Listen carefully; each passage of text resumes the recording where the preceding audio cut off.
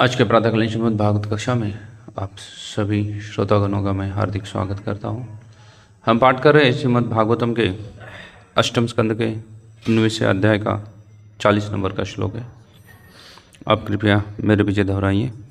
तत यथा वृक्ष उन्मूल शुष्याति ऊर्ध्वते अचिरात् एवं नष्ट अनृत सद्या आत्मा शुष्येत न संशयात्।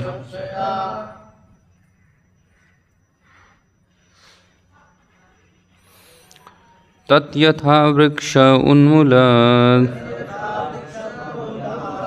शुष्याति ऊर्ध्वते अचिरात् एवं नष्टानृता सद्या आत्मा शुष्येन संशयात्। तथा यथा वृक्ष उन्मूलः शुष्याति ऊर्ध्वते अचिरात् एवं नष्टानृता सद्या आत्मा शुष्येन संशयात्। तद्यथा वृक्ष उन्मूलः शुष्याति ऊर्ध्वते अचिरात् एवं नष्टानृता सद्या आत्मा शुष्येन संशयात्।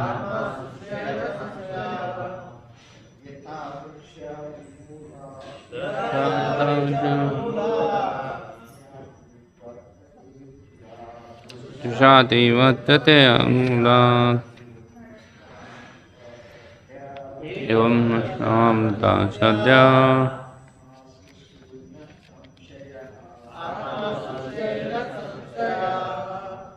तद्यथा वृक्ष उन्मूलः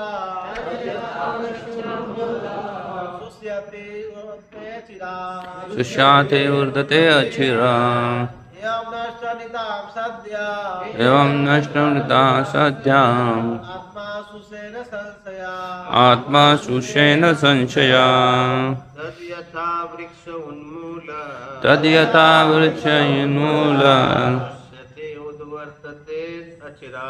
शुष्यते ऊर्ध्वते अचिरात् एवं नष्टान्तरा सदया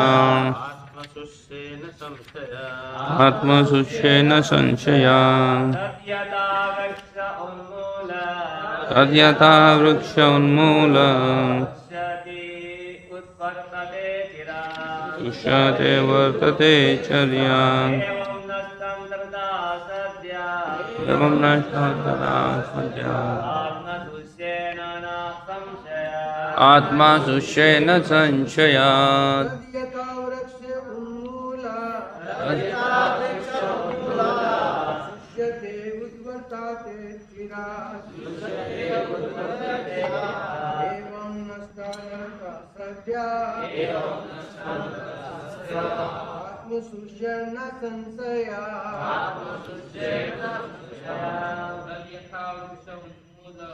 तद्यथा वृक्ष उन्मूलः शुष्यति ऊर्ध्वते चिरात् एवं नष्टानृता सद्या आत्मा शुष्येन संशयात्। तद्यथा वृक्ष उन्मूलः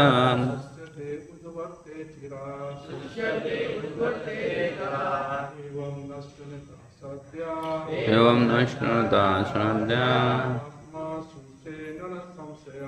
आत्मा शुष्येन संशयात्। तद्यथा वृक्ष उन्मूलः ऊर्ध्वते अचिरात् एवं नष्टानृता सद्या आत्मशुष्येन संशयात्। वैष्णवी तद्यथा वृक्ष उन्मूलः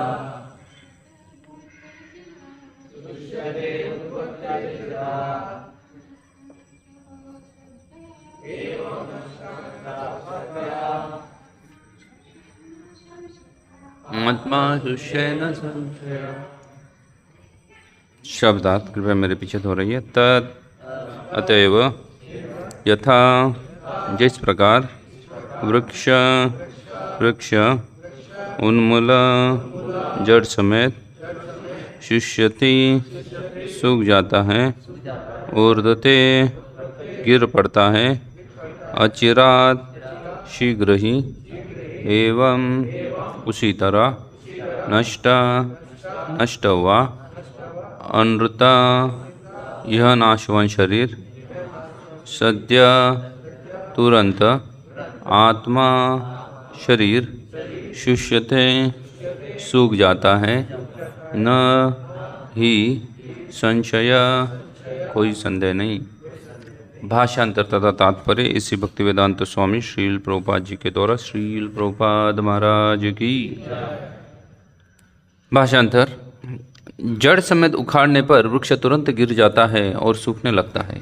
इसी प्रकार यदि कोई इस शरीर की परवाह नहीं करता तो असत्य माना जाता है, अर्थात यदि इस असत्य का उन्मूलन कर दिया जाए तो यह शरीर निश्चय ही सूख जाता है। तात्पर्य। इस प्रसंग में श्री रूप गोस्वामी कहते हैं, प्रापंचिकतया बुद्ध्या हरि संबंध विधि वस्तुना मुमुक्षति परित्यागो वैराग्यम फल्गु कच्यते। जो व्यक्ति वस्तुओं का कृष्ण संबंध में जाने बिना उन्हें बहिष्कृत कर देता है, उसका वैराग्य अधूरा होता है। यदि शरीर कृष्ण की सेवा में निरंतर हो तो शरीर को भौतिक नहीं मानना चाहिए। कभी कभी गुरु के आध्यात्मिक शरीर के विषय में भ्रम हो जाता है।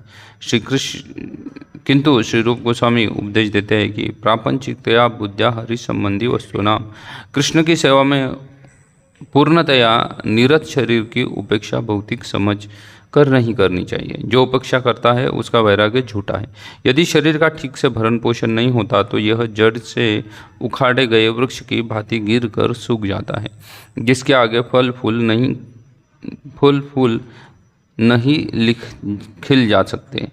अतः वेदों का आदेश है, ओम इदम सत्यम नेतृत्वम तदम यत् पुष्पम फलम वाचो यत् सत्यम सहस्राणि यशस्वी कल्याण कीर्ति भवति पुष्पहिम फलम वाचम सत्यम वदर्थ उन्मूलम वाचो यदनृतम यद्यद्धा वृक्ष अविर्मृदम शुष्यति स ऊर्धते एवमेवानृतम वद्यः विर्मूलः आत्मनं करोति यः शुष्यति स ऊर्धते सद्यादनृतम न वरदे दयम त्वेष्णम। तात्पर्य यह है कि जो कार्य परम सत्य ओम तद की तुष्टि के लिए शरीर की सहायता से किए जाते हैं वे सभी नाशवान नहीं होते, भले ही वे नाशवान शरीर द्वारा संपन्न किए जाएं। निस्संदेह ऐसे कार्य शाश्वत होते हैं। अतः वह शरीर की ठीक से देखभाल करनी चाहिए। चूँकि यह शरीर शाश्वत नहीं है, नाशवान है, तो भी कोई इसे शेर द्वारा खाए जाने नहीं दे सकता है, न किसी शत्रु द्वारा वध होने दिया जा सकता है।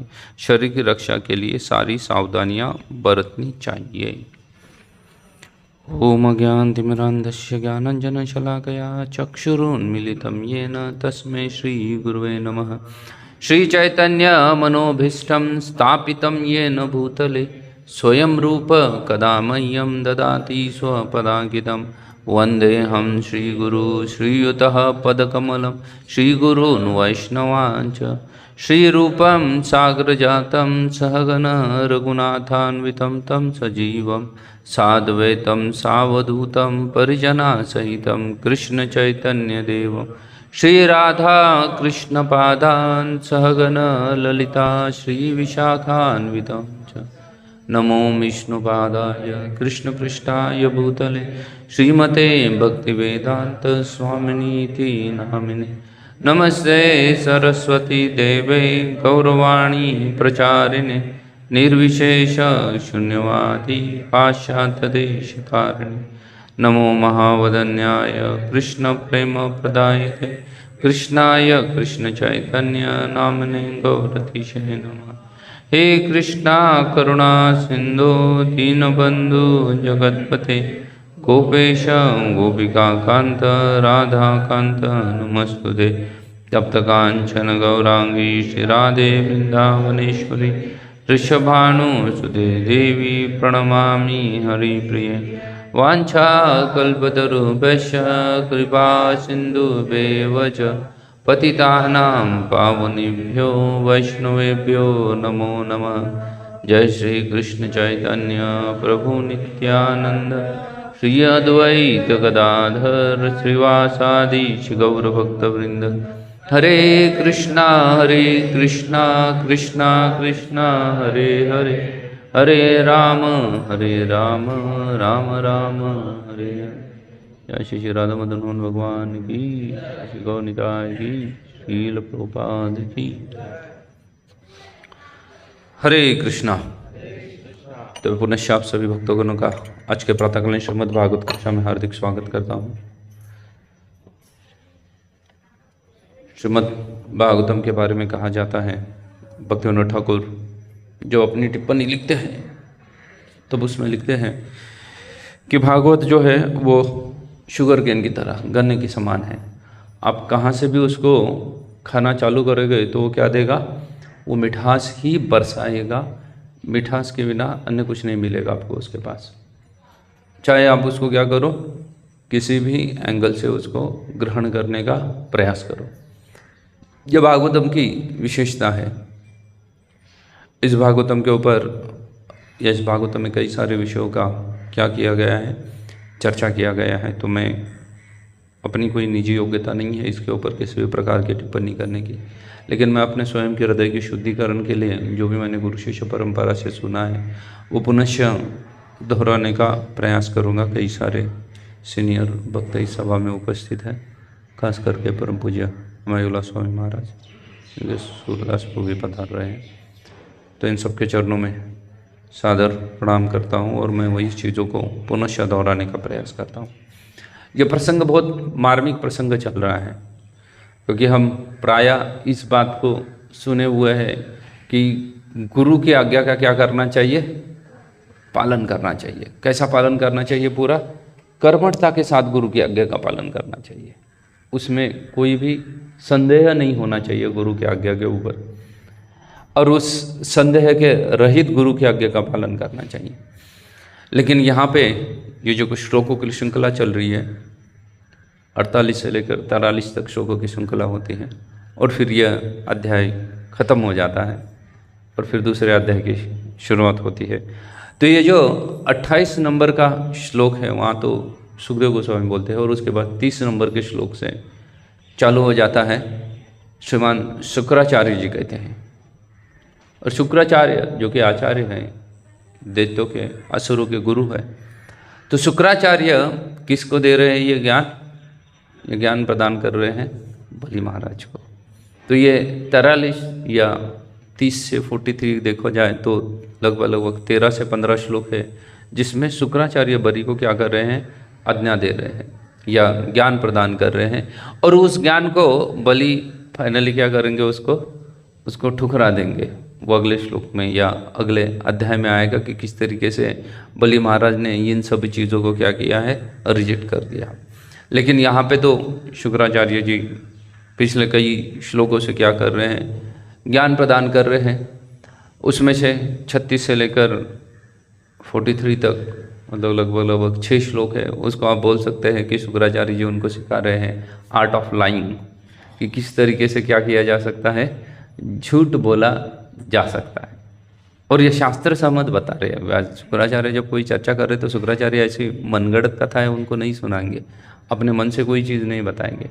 जो भी चीज़ बता रहे हैं वो कैसे बता रहे हैं, शास्त्र सहमत चीज़ें बता रहे हैं कि किस चीज़ को किस तरीके से झूठ बोला जा सकता है। अभी आप बोले यार झूठ भी शास्त्र से सहमत हो सकता है, शास्त्र के अनुसार बोला जा सकता है, शास्त्र के अनुगत्य में भी झूठ बोला जा सकता है। और वो झूठ में से एक श्लोक वो अभी कोट कर रहे हैं। इस श्लोक में वो बता रहे हैं कि अगर वृक्ष को जड़ से उन्मूलित किया जाए तो फिर वो क्या हो जाएगा, वो सूख जाएगा। वो पुनश्च किसी को फल फूल अर्पण करने के योग्य रहेगा, नहीं रहेगा।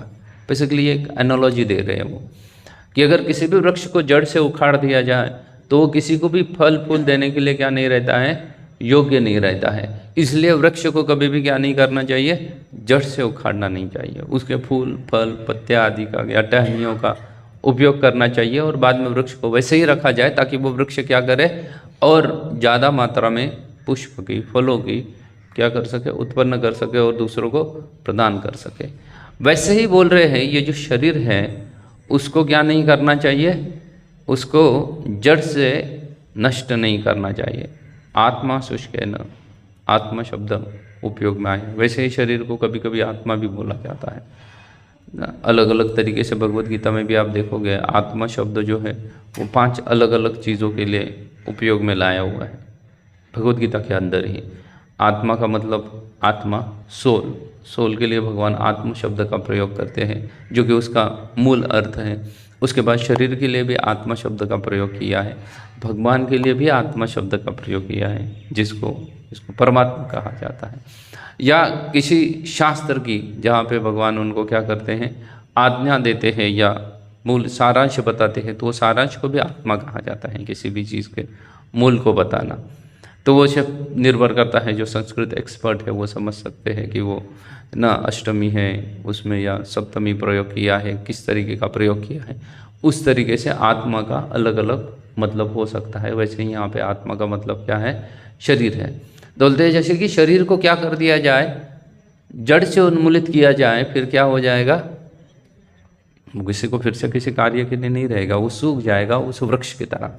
क्यों बोल रहे हैं, क्योंकि शुक्राचार्य जानते हैं कि क्या है ये स्वयं भगवान है, भगवान विष्णु हैं। तो इनको अगर कोई दान देने का प्रण कर दे या दान देने का वचन दे तो फिर वो दान देना उसी प्रकार है जैसे वृक्ष को कहाँ से उखाड़ना, जड़ से उखाड़ने के समान है। बोले फिर से तुम किसी को दान देने के लायक नहीं रहोगे, तुम्हें दान देने के पात्र ही नहीं छोड़ेंगे, क्योंकि भगवान विष्णु है, वो अगर दान मांगने आए हैं तो फिर वो क्या करेंगे, तुम्हारी दान देने की पात्रता को ही क्या कर देंगे, निकाल देंगे। इसलिए तुम ऐसा कोई वचन मत देना। जैसे कि वृक्ष को अगर जड़ से उखाड़ दिया जाए तो वो क्या हो जाएगा, वो पुनश्च दान देने के पात्र नहीं रहता है, वो सूख जाता है।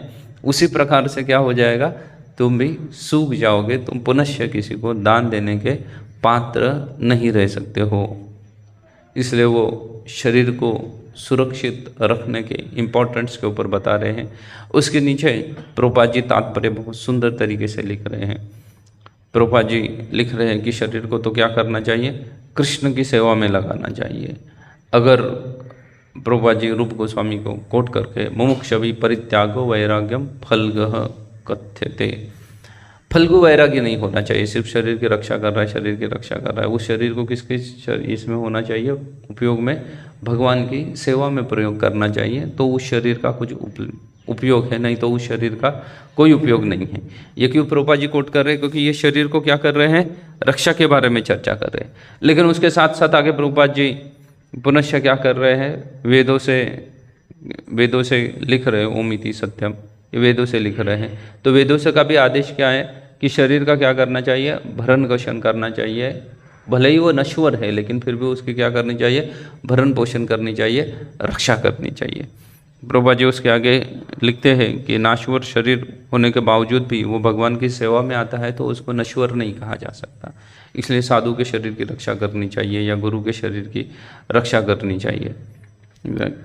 यहाँ पे लिखा हुआ है कि शरीर जो होता है गुरु का या साधु का, जो शरीर है उसकी क्या करनी चाहिए, रक्षा करनी चाहिए। भले वो शाश्वत नहीं है लेकिन वो क्या है, वो किसके उपयोग में आया हुआ है, वो भगवान की सेवा के उपयोग में लाया हुआ है। इसलिए वो शरीर क्या है, वो शरीर भी बहुत ही महत्वपूर्ण है, वो गुरु का शरीर है, उसका रक्षा करना चाहिए।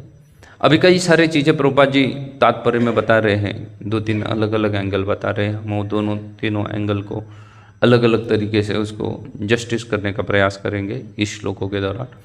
वैसे ये पूरा जो श्लोक है वो हमारी अंडरस्टैंडिंग बढ़ाता है, हमारी समझ को बढ़ाता है ऐसे श्लोक। वैसे तो इसमें भौतिकता बोली जा रही है। आप बोलोगे कि भागवत में ये सब भौतिकता क्यों बोली जा रही है, क्योंकि भागवत में भौतिकता बोलने के पीछे का महत्व है या उसके पीछे का पर्पज़ है हमारी समझ को क्या करना, बढ़ावा देना, हमारी समझ को बढ़ाना। कई बार हम भक्ति करते हैं लेकिन भक्ति करते वक्त हमारी समझ इतनी छोटी रह जाती है कि फिर हम भक्ति में उतनी प्रगति नहीं कर पाते जितनी करना क्या है, आवश्यक है। इसलिए प्रभुपाद जी को देखिए, प्रभुपाद जी के प्रचार को अगर आप देखेंगे, प्रभुपाद जी ने पूर्व में भक्ति का प्रचार किया। शुरुआती किससे की, भक्ति के प्रचार से हुई। लेकिन प्रभुपाद जी को जब पूछा गया कि भाई आपका कुछ कार्य अधूरा रह गया, तो प्रभुपाद जी बोलते हैं मेरा कौन सा कार्य अधूरा रह गया है? वर्णाश्रम। वर्णाश्रम को एस्टैब्लिश करना अधूरा रह गया। फिर अभी जरूरी क्या था, भक्ति था या वर्णाश्रम था? तो अगर प्रभुपाद जी, अगर उनका जो मूल फोकस है, जो मूल जरूरी है, सबसे इम्पोर्टेंट जो कार्य है, वो तो प्रभुपाद जी ने कर दिया था। भक्ति को क्या कर दिया था? स्थापित कर दिया था। कई सारे सेंटर्स खोल दिए थे, वहाँ पे भक्ति का लोगों को क्या किया जाए, अच्छे से तालीम दी जाए, ये सब व्यवस्था की हुई थी। जैसे अभी हमारी भी व्यवस्था प्रभुपाद ने की है, मंगल आरती अटेंड करो, फिर तुलसी आरती करो, उसके साथ साथ फिर क्या गुरु पूजा, भागवतम आदि, फिर संध्या समय में फिर से गौर आरती करो, भगवद गीता की कक्षाएँ करो, है ना, कई सारी पुस्तकें दी है, उनका अध्ययन करो। तो मूल तो उन्होंने एस्टैब्लिश कर दिया था, तालीम तो दे दी कि भाई इसका पालन करो, तुम क्या करोगे, बहुत ही आसानी से मोक्ष को प्राप्त हो जाओगे, बहुत ही आसानी से मोक्ष को प्राप्त करोगे। लेकिन उसके बावजूद भी प्रभुपाद बोल रहे हैं कि मेरा क्या रह गया है? वर्णाश्रम धर्म को एस्टैब्लिश करना रह गया। वैसे तो प्रभुपाद ने बोलना चाहिए था कि मुझे जो करना था वो मैंने क्या कर दिया है, कर दिया है। तो फिर वर्णाश्रम को महत्व क्यों दे रहे हैं? तो वर्णाश्रम को महत्व दे रहे हैं क्योंकि कभी कभार चीज़ें ऐसी होती है कि प्रभुपाद ने भक्ति को तो एस्टैब्लिश कर दिया, लेकिन प्रभुपाद अच्छे से जानते थे वो चीज़ लिनिएज में नहीं उतरती है, वो चीज़ परंपरा के अनुसार क्या नहीं बढ़ेगी, आगे नहीं बढ़ेगी। अगर परंपरा के अनुसार किसी चीज़ को रखना है, उसको आगे बढ़ाना है, तो फिर किस चीज़ की आवश्यकता है? वर्णाश्रम की आवश्यकता है। नहीं तो भक्ति परंपरा से आगे नहीं बढ़ सकती है। कैसे नहीं बढ़ सकती है? तो आप एक सिंपल उदाहरण देख सकते हैं। विदेशों में आप अगर जाओ, अमेरिका में चले जाओ, जर्मन में जाओ, यूरोप कंट्री में जाओ, अफ्रीकन कंट्री में जाओ, वहाँ पे प्रायः मंदिर में आने वाले लोग कौन रहते हैं? इंडियंस रहते हैं। They are Indian body. भले ही उनका पासपोर्ट उस देश का हो, अमेरिकन पासपोर्ट हो, American so called American citizens हो या ब्रिटिश नागरिक तत्व हो उनके पास, लेकिन फिर भी आने वाले मंदिर में कौन है? इंडियन बॉडी है। इसके पीछे अगर आप बहुत ही गहराई से उतर के देखोगे, इसको पीछे से रिसर्च करके देखोगे, वही लोग क्यों आ रहे हैं? बल्कि उनका एजुकेशन तो कोई वैदिक नहीं है। उनका एजुकेशन कौन सा एजुकेशन है? वही मटेरियलिस्टिक एजुकेशन। वो पढ़े हुए हैं, उन्हीं के साथ बड़े हैं, उन्हीं के साथ रहे हैं, तो उन्हीं के साथ रहे हैं, वैसे ही खान पान को स्वीकार किया, हर चीज़ को वैसे ही स्वीकार करने के बावजूद भी उन्होंने फैमिली ट्रेडिशन उनसे जैसा नहीं स्वीकार किया। कोई हो सकते हैं जो फैमिली ट्रेडिशन वैसा स्वीकार किया हो, नहीं तो अब जितने सारे विदेशों में भारतीय हैं जो पहले से यहाँ से वहाँ क्या हो गए हैं, शिफ्ट हो गए, उनको अगर आप देखोगे, उनको ब्याह आदि भी करना है, शादी वगैरह करनी है, तो वो किसको ढूंढते हैं? इंडियन फैमिलीज़ को ढूंढते हैं ना। वो अगर किसी को अपने लड़के की शादी भी करवानी है तो कहाँ से जाके लड़की ढूंढेगा? इंडियन फैमिली से ढूंढेगा। हालांकि तो वो वेस्टर्नर बन चुका है, उसकी कई सारी क्या कह सकते हैं जनरेशन वेस्ट में बीत चुकी है, उसके बावजूद भी वो क्या नहीं कर रहा है? उनको स्वीकार नहीं कर रहा है। वो इंडियन ट्रेडिशन कोई हो सकता है, विरला ऐसा कोई जो विदेशियों के साथ भी विवाह करने के बड़े सारे केसेस है, लेकिन मेजॉरिटी कहाँ ढूंढेंगे? इंडियंस को ढूंढ रहे हैं। तो उसके पीछे का क्या मर्म है, क्यों वो इंडियंस को ढूंढ रहे हैं? तो आप देखिएगा, यहाँ से उनका एजुकेशन वहाँ पे ट्रांसफ़र नहीं हुआ। उनका एजुकेशन तो पूरा क्या हो चुका है? बदल चुका है। लेकिन जो कल्चर वो साथ में लेके गए थे, जिस संस्कृति को वो साथ में लेके गए थे, जिन संस्कारों को वो साथ में लेके गए थे, वो अब तक पूरी की पूरी नष्ट नहीं हुई है। वो इवापरेट हो चुकी है क्या? वो कल्चर, वो संस्कार नष्ट हुए क्या? नहीं हुए हैं। बल्कि उनका एजुकेशन, उनका रहन सहन, खान पान, लाइक्स डिसलाइक्स सब किसके तरह है? यूरोपियंस, अमेरिकन्स की तरह है। लेकिन उसके बाद भी उनका जो संस्कार है, उनका कल्चर है, वो भी आज बचा हुआ है। धीरे धीरे वो भी नष्ट हो जाएगा, क्योंकि वो कंटिन्यू नहीं, उसको नरिशमेंट हुआ तो वो नष्ट हो जाएगा। लेकिन फिर भी 3-4 पीढ़ी तक वो क्या है? वो चल रहा है। वही आप इस्कॉन में देखिएगा, अगर कोई एक भक्त बन जाता है तो वो अपने बच्चों को भक्त नहीं बना पाता। ये रियलिटी है, ये रियलिटी है। इस रियलिटी को हर गृहस्थ को स्वीकार करना पड़ेगा। अब बोलोगे नहीं प्रभु जी मेरा बेटा तो भक्त है, ये है वो, अरे 16 माला कर रहा है रोज का, 4 नियम का पालन कर रहा है, आपका बेटा हो बेटी हो जो भी हो, XYZ कोई भी गृहस्थ हो सकता है, वो 16 माला रोज का कर रहे हैं, वो 4 नियम का पालन ढंग से कर रहे हैं, वो मंदिर रेगुलरली आ रहे हैं, जितना मंदिर में कॉन्ट्रीब्यूशन सेवा आदि में होना चाहिए वो बल्कि उन बच्चों का या उन लड़कों का ज़्यादा होता है जिन लड़कों को हम क्या करते हैं यूथ प्रीचिंग के द्वारा ऐसे ही पकड़ लेते हैं। उनका कोई बैकग्राउंड नहीं है भक्ति का, कोई है बैकग्राउंड? कोई भक्ति का बैकग्राउंड नहीं है, लेकिन फिर भी उनके बच्चे क्या आ जाते हैं? भक्त बन जाते हैं। और भक्त जो है उनके बच्चे बन रहे हैं भक्त नहीं है, बड़ा चैलेंज आता है। अब देखेंगे हम पुणे में, देखा पुणे में लगभग जो नंबर 250 ब्रह्मचारी बन चुके थे या 300 ब्रह्मचारी बन चुके थे, उनमें जब हम निकाल रहे थे कि गृहस्थ के कितने हैं, जो गृहस्थ जिनके माँ बाप पहले से भक्त हैं, वो बच्चा पैदा होने के पहले या बच्चा सयाना होने के पहले से जिसके माँ बाप भक्त हैं, ऐसे कितने भक्तों के बच्चे ब्रह्मचारी बने, तो सिर्फ 3 निकले आउट ऑफ 300। मतलब 100 ब्रह्मचारी के पीछे एक ब्रह्मचारी कोई आया जिसके माता पिता क्या थे, पहले से भक्त थे। नहीं तो बाकी कैसे आए हुए हैं जिनके माता पिता कोई भक्ति का, कोई बाद में उन्होंने बनाए, वो अलग बात है ना। बहुत सारे ऐसे हैं जैसे सामित प्रभु है, सीतामन प्रभु अन्य है, उनके माता पिता भक्त कब बने, लेकिन बाद में भक्त बनाए गए उनको। ये लोग पहले भक्त बने फिर उनको भक्त बनाया, वो ठीक है, लेकिन पहले माता पिता भक्त है और बाद में बच्चों को भक्त बनाया, बड़ा दुर्लभ है, मिलता नहीं है। तो इसलिए प्रभुपाद को वर्णाश्रम धर्म को क्या करना था, एस्टैब्लिश करना था, क्योंकि वर्ण और आश्रम को जब एस्टैब्लिश किया जाता है तब भक्ति को क्या मिलता है, प्रोटेक्शन मिलता है। वो जनरेशन आफ्टर जनरेशन क्या होती रहती है, फ्लो होती रहती है, वैसे ही होती रहती है। लेकिन उसको अगर एस्टैब्लिश नहीं किया तो जनरेशन आफ्टर जनरेशन क्या नहीं हो रहा है, वो फ्लो नहीं होगी। इसलिए अगर हम देखते हैं कि हमारे कई सारे कर्तव्य होते हैं, हमारे कुछ कार्य होते हैं, कर्तव्य होते हैं, यहाँ पे वही चीज़ बोल रहे हैं, वही चीज़ों के वर्णाश्रम धर्म के अनुसार ही क्या कर रहे हैं, ज्ञान प्रदान करने का प्रयास कर रहे हैं। शुक्राचार्य जी किसको दे रहे हैं, बलि महाराज को प्रदान कर रहे हैं। लेकिन आपने कभी सोचा कि शुक्राचार्य के साथ रहे, शुक्राचार्य के ज्ञान को ठुकरा दिया, तो बलि में अचानक से सरेंडर होने का भाव कहाँ से आ गया? वैसे तो नहीं आना चाहिए, क्योंकि शिक्षा कहाँ से प्रदान हुई है, शुक्राचार्य से शिक्षा प्रदान हुई है। तो फिर ये सरेंडर का भाव कहाँ से आ गया, अचानक से भगवान को सरेंडर किया? क्योंकि वो कल्चर वर्णाश्रम से, वो प्रहलाद महाराज है, वो कौन है, वो भक्त है। इसलिए आप देखना प्रहलाद महाराज, हालांकि उनके डायरेक्ट पिताजी भी नहीं है उनके, तो क्या है, प्रहलाद महाराज बलि के दादा है ना, पिताजी नहीं है। तो सेकंड थर्ड जनरेशन है प्रहलाद महाराज से, ये क्या है, सेकंड जनरेशन प्रहलाद महाराज से पकड़ के चलोगे। लेकिन उसके बावजूद भी बलि महाराज सरेंडर कर रहे हैं। ये वर्णाश्रम की शक्ति होती है कि उस व्यक्ति का एजुकेशन, जैसे अभी देखो जितने भी सारे विदेश में उनका एजुकेशन कहीं और हुआ है, सब कुछ और हुआ है, लेकिन फिर भी वो कहाँ आना चाहते हैं, मंदिर आना चाहते हैं, वो मंदिर आना चाहते हैं। मैं कई सारे विदेशी को कक्षा देता है, ऑनलाइन कक्षा देनी पड़ती है वगैरह, तो वो लड़कों से या स्टूडेंट से चर्चा होती है, उनको मैं पूछता हूँ कि भाई आप लोग मंदिर क्यों जाते, do you believe on it, do you feel it is reality और मैथोलॉजी? वो सब बोले कि ये मैथोलॉजी है करके। बोले तुम जो भी कुछ बता रहे हो वो सब कुछ क्या लगता है हमें, किसकी तरह लगता है, मिथ की तरह लगता है, मैथोलॉजी लगती है। बोले इसमें हमारा भरोसा नहीं है, विश्वास नहीं है। फिर मैं उनको पूछता हूँ कि भाई फिर भी तुम क्लास क्यों आ रहे हो, और मैथोलॉजी है, तुम्हें तो कोई फ़ोन नहीं कर रहा है, एक मैसेज डाला जाता है व्हाट्सअप के कि भाई आ जाओ क्लास के लिए, उसके बाद भी तुम यूके में बैठे हो, यूएस में बैठे हो, क्लास में आ रहे हो, तुम अलग जगह पे जाते हो, एजुकेशन अलग है, उसके बाद भी तुम मंदिर जाना चाहते हो। तो वो बोलते just because it's our family tradition, हमारा फैमिली ट्रेडिशन है कि मंदिर जाना चाहिए, हमारा फैमिली ट्रेडिशन है कि साधु से सुनना चाहिए, इसलिए हम आके क्या करते हैं, क्लास में बैठ जाते हैं। तो देखो ये वर्णाश्रम का कितना गहरा प्रभाव पड़ा है उनके मानसिकता के ऊपर। जिस चीज़ के ऊपर वो बिलीव नहीं करता है, उस चीज़ को भी वो क्या करता है, वो फॉलो करता है। उसका पूरा उसके ऊपर फेथ नहीं है, लेकिन उसके बावजूद भी उसको क्या कर रहा है, वो उसको फॉलो करना चाह रहा है। तो ये ऐसा ही ज्ञान कुछ कौन प्रदान कर रहे हैं यहाँ पे, वर्णाश्रम धर्म का प्रदान कर रहे हैं, शुक्राचार्य जी प्रदान कर रहे हैं बलि महाराज को। तो हमारा हर किसी का एक हमारा स्वभाव होता है, और हमारी एक क्या होती है, अवस्था होती है। हमारे स्वभाव के अनुसार हमारे कुछ कर्तव्य दिए गए हैं, हमारी अवस्था के अनुसार हमारे कुछ कर्तव्य दिए हुए हैं। स्वभाव के अनुसार जो कर्तव्य होते हैं उस कर्तव्य को आश्रम कहा गया है। स्वभाव के अनुसार व्यक्ति को क्या करना चाहिए, अपना अपना आश्रम स्वीकार करना चाहिए।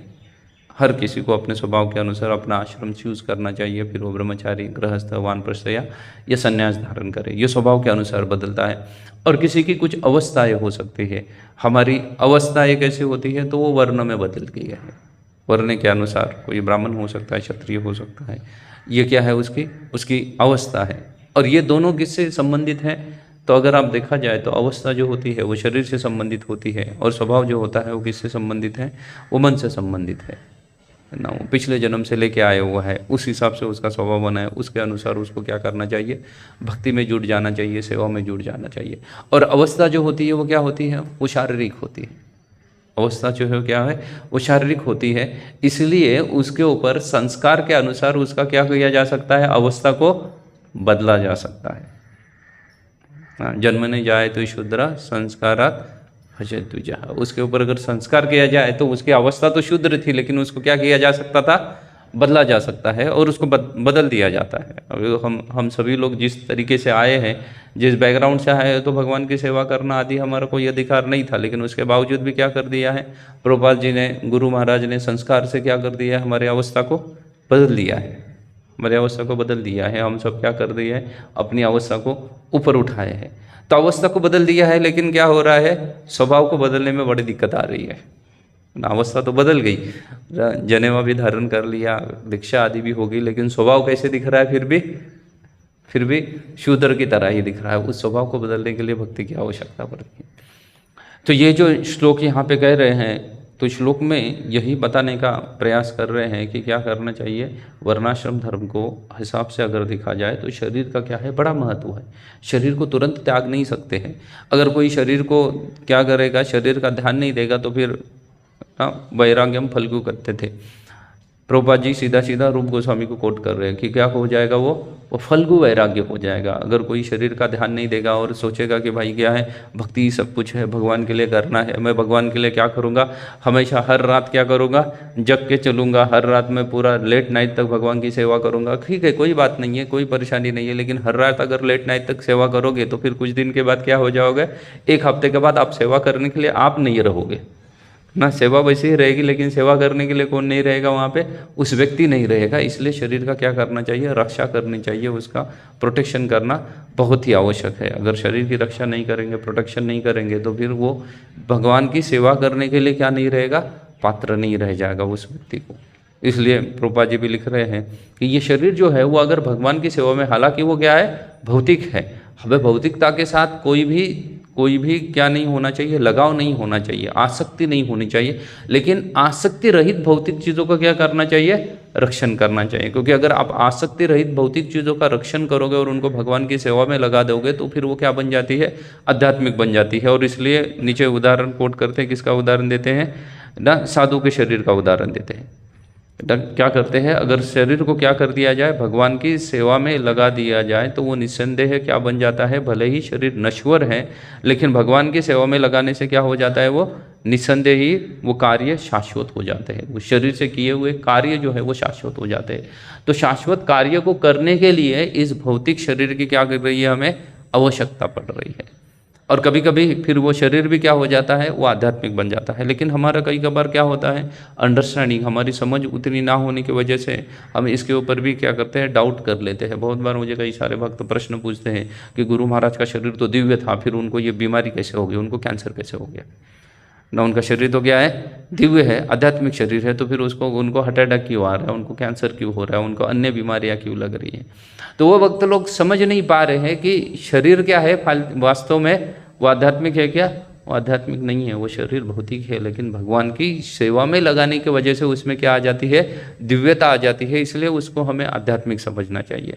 जिस तरीके से प्रभुपाद जी प्राय उदाहरण देते हैं, अगर लोहे के टुकड़े को अगर आप अग्नि में पकड़ के रखोगे तो फिर वो किसके समान दिख जाएगा, अग्नि के समान दिख जाएगा, लेकिन वो वास्तव में अग्नि है क्या, नहीं है। उसको अग्नि से अगर दूर रखोगे तो फिर वो क्या बन जाएगा, वो पुनश्च लोहा बन जाएगा। वो लोहा ही है, वो अग्नि में डालने की वजह से अग्नि के समान दिख रहा है। वैसे ही भगवान के सेवा में शरीर का बारंबार उपयोग करने के लिए, या निरंतर शरीर का उपयोग भगवान की सेवा में चल रहा था, इसलिए वो शरीर कैसे दिख रहा है, वो आध्यात्मिक हो गया है। और इसलिए शिष्य को, साधु के शरीर को कैसा देखना चाहिए, आध्यात्मिक देखना चाहिए, क्योंकि वो कैसा है, अभी भी भगवान की नित्य सेवा में, लेकिन फिर भी वो क्या है, वो भौतिक है। इसलिए उसको भौतिक बीमारी या जिस भी तरीके की तकलीफ है वो क्या होगी, वो होगी ही। और उससे व्यक्ति को क्या करना चाहिए, अपने शरीर की रक्षा करनी चाहिए।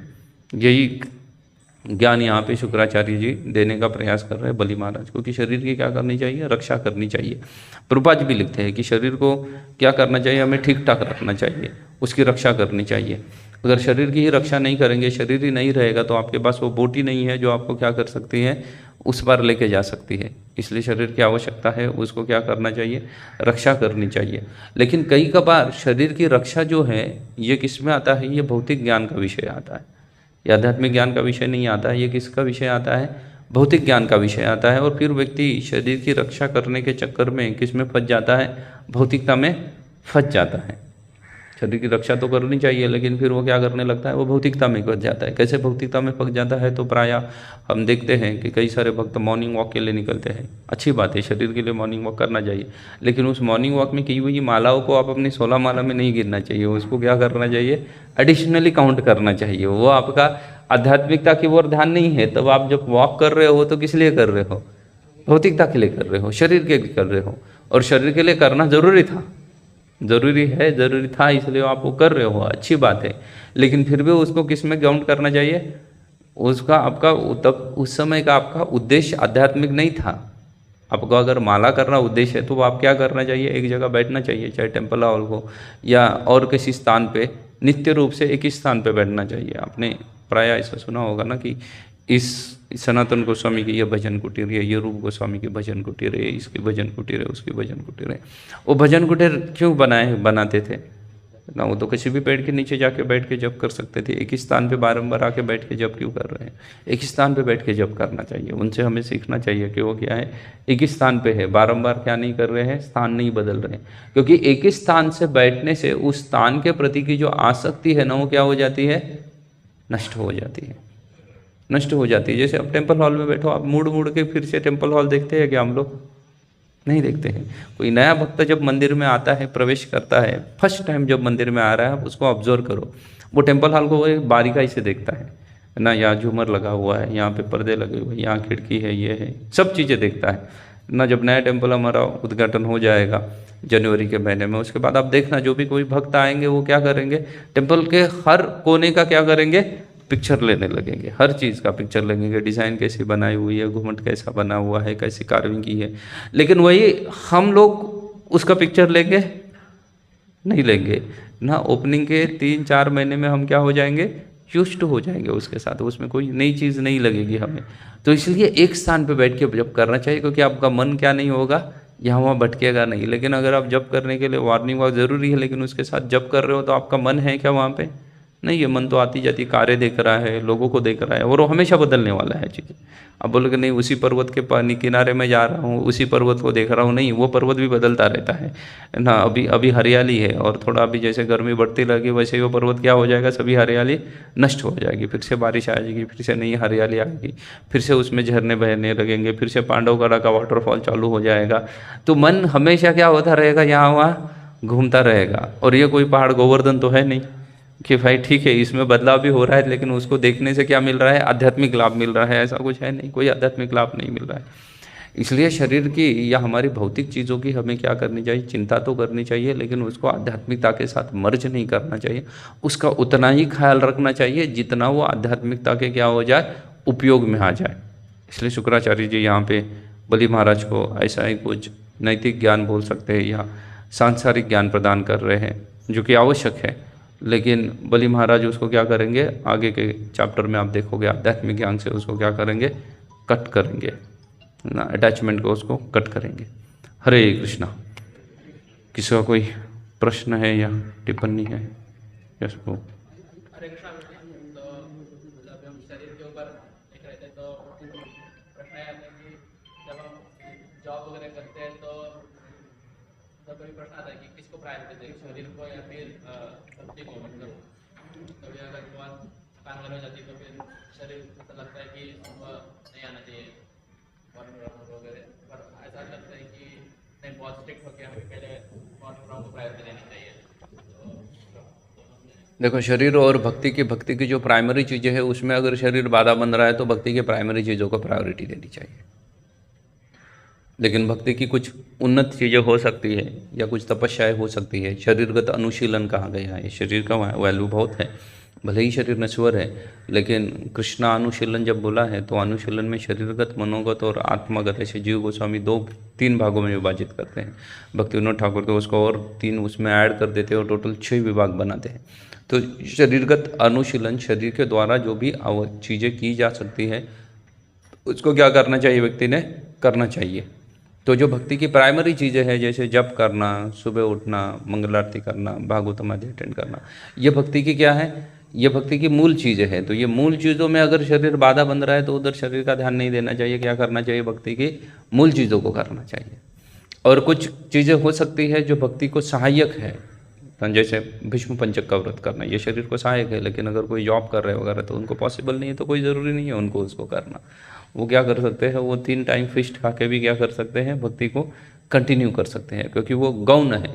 लेकिन जो मुख्य अंग है भक्ति के, उसमें अगर शरीर बाधा बन रहा है तो हमें शरीर को क्या करना चाहिए, थोड़ी तपस्या करनी चाहिए, शारीरिक तपस्या करनी चाहिए और भक्ति के मूल अंगों को करना चाहिए।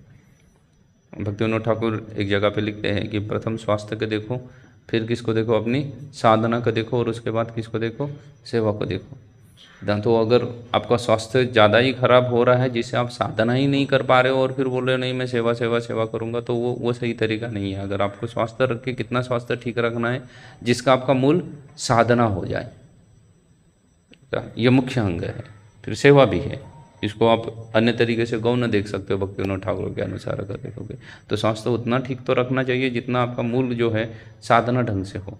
लेकिन स्वास्थ्य इतना ही खराब हो रहा है कि साधना भी ढंग से नहीं करी जा रही, तो कि साधना को त्याग दे, नहीं साधना को मत त्यागो, उसको क्या करो, उसको रोको। हो सकता है तो सेवा को त्याग दो, लेकिन किसको मत त्यागो, साधना को मत त्यागो। कि मैं सुबह उठ ही नहीं सकता, जब कर नहीं सकता प्रभु जी, तो फिर क्या करूँ, स्वास्थ्य खराब है, नहीं जब को मत त्यागो। सेवा नहीं कर सकते, स्वास्थ्य खराब है, ठीक है, एक्सेप्टेड, लेकिन स्वास्थ्य खराब की वजह से भक्ति का जो मूल अंग है, साधना है, उसको नहीं त्यागना चाहिए। हरे कृष्णा। यस प्रभु जी। कभी कभी जैसे वॉकिंग में अगर हम महामंत्र में तेज उच्चारण करते हैं, तेजी से, तो वो acceptable है? वो एक्सेप्टेड नहीं है। आपका जितना वॉकिंग हो जाएगा उतना आपका उच्चारण तेज होगा, उतना आप कम सुनोगे उसको। सिंपल प्रभुपाद ने फंडा बताया कि भाई तुम जो जप कर रहे हो वो तुम्हें सुनने आने चाहिए और तुम्हें समझ में आना चाहिए कि मैं क्या बोल रहा हूँ, मैं हरे कृष्णा बोल रहा हूँ या और कुछ बोल रहा हूँ, ये कम से कम हमें खुद को समझ में आना चाहिए।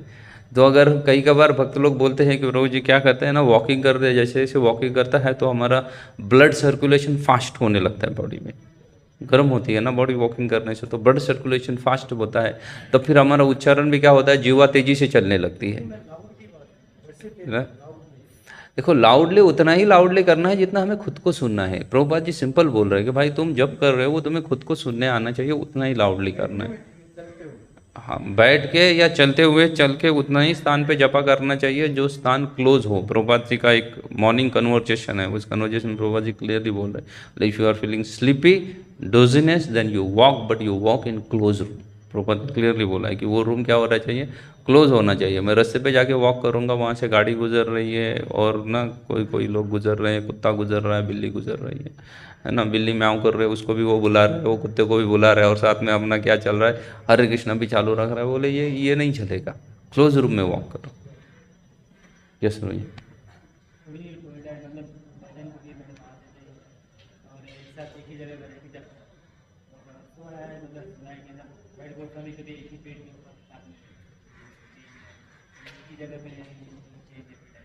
हाँ, एवरी टाइम चेंज का मतलब ये भी नहीं होता है कि वो हर दिन चेंज करते थे। एवरी टाइम चेंज मतलब आप देखो सनातन गोस्वामी जब नंदगांव उस साइड रहते थे तो वो कहाँ भजन करते थे, उस स्थान पे भजन करते थे। कहाँ पे भजन करते थे, पावन सरोवर के किनारे भजन करते थे। लेकिन जब वो वृंदावन में रहने लगे तो फिर कहाँ भजन करते थे ना, द्वादश आदित्य टीला पे, जहाँ पे बाद में मदन मोहन जी का मंदिर आया है, वहाँ पे बैठ के भजन करते थे। तो ऐसा वो स्थान को चेंज करते थे। उनकी वो दर्शाता है कि वो आसक्त नहीं थे उस पेड़ के साथ, पेड़ के साथ भी वो क्या नहीं थे, या पेड़ से या स्थान से आसक्ति नहीं थे, लेकिन वो एक जगह भजन करते थे।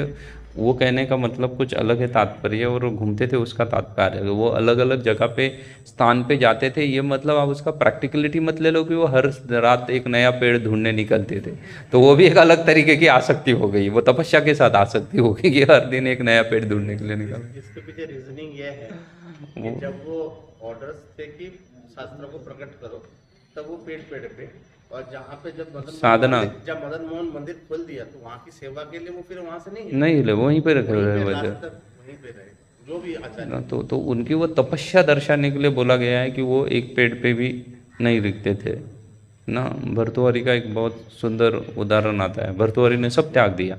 भर्तृहरि ने पहले श्रृंगार शतक लिखा, उसके अपनी बीबी की क्या ब्यूटी को ग्लोरीफाई करने के लिए, उसको श्रृंगार को देखते हुए उसने श्रृंगार शतक लिखा।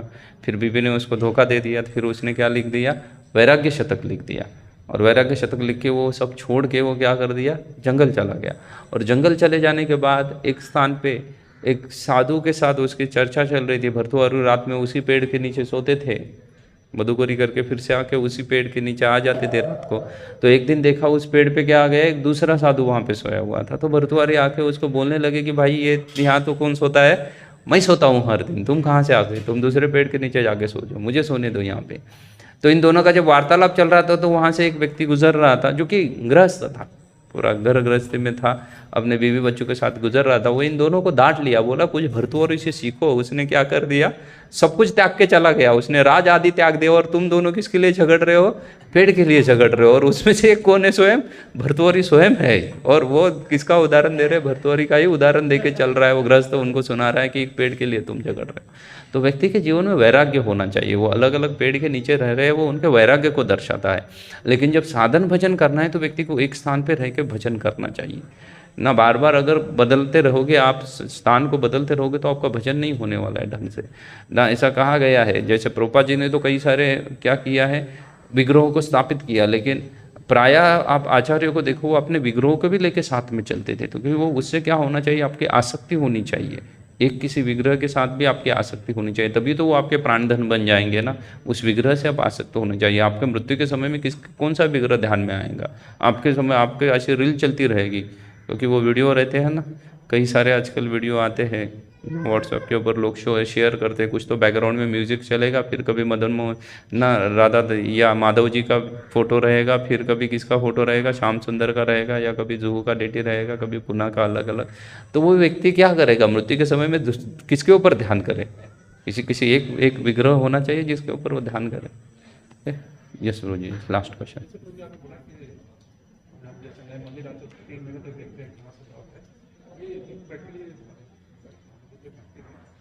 जैसे सरोने की एक हार बोलते हो रहेगा तो करंट फ्लो करेगा, सब डिफरेंस रिक्वायर्ड टू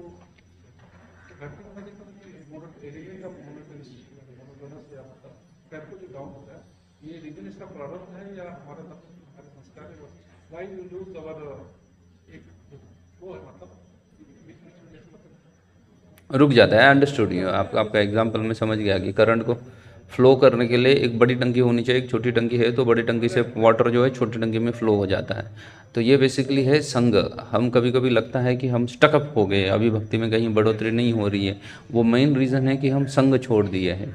अभी आप बोलोगे कि संग हमेशा कैसे किया जाए, कि भाई पहले तो मुझे मेरा काउंसलर उन्नत लगता था, तो फिर मैंने क्या कर दिया, उसके संग में रखा तो उत्साह आने लगा भक्ति करने के लिए। लेकिन बाद में क्या करने लगा, उसके साथ भक्ति करने में उत्साह नहीं आ रहा है। तो उत्साह नहीं आ रहा है, नहीं, उत्साह वैसा ही है, वो बड़ी टंकी ही है। काउंसलर जो है वो क्या है, वो बड़ी टंकी है और उसमें इनफ वाटर है कि आपकी छोटी टंकी में वो फ्लो हो सकता है। लेकिन आपने क्या कर दिया, वो फ्लोइंग पाइप है ना, उसमें कई सारे अनर्थ डाल दिए। वो कैसे अनर्थ है कि आपने दोष देखना चालू कर दिया उसके अंदर, अरे ये भी है, इसके अंदर ये दोष भी है, ये दोष भी है। और वो क्या कर रहा है, वो दोषों से उसको क्या कर दिया, ब्लॉक कर दिया अपने पाइप को। वो दोष देखना उसके अंदर आप बंद कर दोगे और सब उनका पॉजिटिव साइड देखोगे कि ये भक्ति में कितना सीरियस है ना। वो ये मत देखो कि वो कितना प्रसाद खा रहा है, वो देखो कि वो एक जगह बैठ के भजन कर रहा है। तो उसको आप देखोगे तो फिर वो फ्लो फिर से कंटिन्यू चालू हो जाएगा, you will be again enthusiastic. और उसके साथ साथ आपको बड़ी टंकी तो प्रभुपाद ने गीता भागवतम का इतना सारा क्या किया, भाषांतर करके दिया, भगवत गीता का भाषण करके दिया। ये तो टंकी नहीं है, ये तो क्या है, ये ओशियन है, इस ओशियानिक। उसको हम संभाल भी नहीं सकते उतने को, लेकिन हम उसके साथ हमारा रिश्ता क्या करते हैं, तोड़ देते हैं। प्रायः ऐसा होता है कि हम सेवा या भक्ति के अन्य चीज़ों को देखते हुए जो हमारी मूल साधना है उसको क्या करते हैं, नष्ट कर देते हैं। जैसे ना सुधा वो हमेशा मंगल आरती में जब भी संडे वगैरह ग्रस्तों को बोलते थे, भाई तुम लोग भागवतम क्यों ना रहे हो, भागवतम को आओ, भागवतम को आओ, भागवतम को आओ। तो भागवतम हमारी मूल साधना है, उसको अगर त्याग देंगे फिर हम कितना प्रचार कर रहे हैं, क्या कर रहे हो, कोई नहीं है। वो भौतिक कार्य की तरह बन जाता है, वो टारगेट्स ओरिएंटेड बन जाता है। फिर कि इतने लोग मेरे पीछे है, मैं क्या हूँ, मैं कुछ तो हो, तुम कुछ नहीं हो उनको लेके डूबने वाले हो, क्योंकि तुम जो मूल चीज़ है उसको नहीं कर रहे हो। तो हम कहीं पे ना कहीं पे लैकिंग करते हैं मूल चीज़ों से। फिर भक्ति में ऐसा लगता है कि स्टकअप हो गए हैं, प्रोग्रेस नहीं कर पा रहे सफिशिएंटली। हरे कृष्ण। ग्रंथराज श्रीमद् भागवत महापुराण की, श्रील प्रभुपाद की।